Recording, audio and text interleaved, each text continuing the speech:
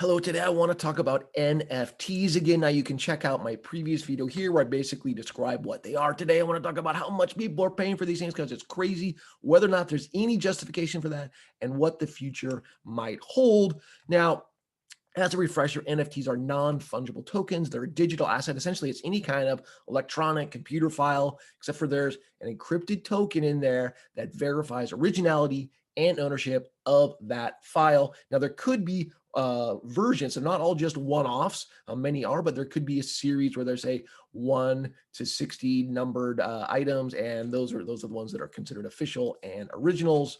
Uh, the market seems a little frothy to me, but you tell me this particular one sold for $170,000. This one sold for $888,888.88 because, well, why not? This one sold for a cool $1 million.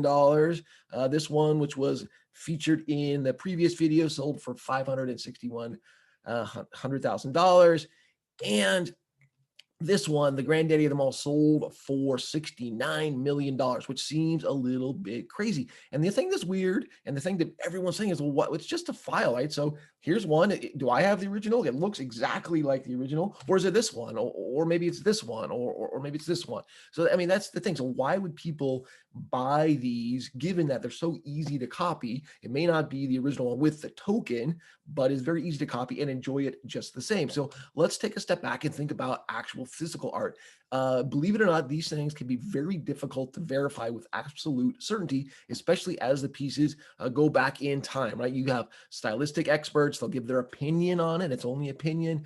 There's a paperwork trail that hopefully goes back to the original artist and goes from owner to owner to owner. Those things, of course, can be forged. You could do, serious scientific analysis and carbon dating and all these crazy things. And there are other ways to do it. But ultimately, for a lot of work, we're not 100% sure if it was actually done by the artist we say it's done.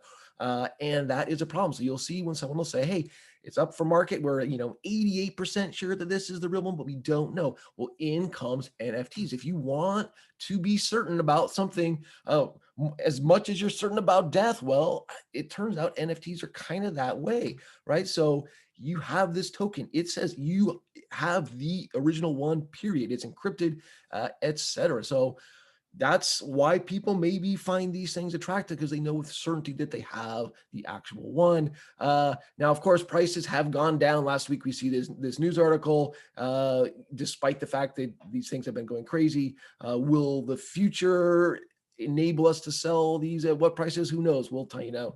Time is just going to have to tell for us. I hope you enjoyed that. It just gives you something to wrap your head around, because these things are a little bit crazy considering it's just a computer file that we could copy over and over again without the token. Anyway, so thanks so much for listening. Hope you enjoyed that. I'm Brian Kozlowski.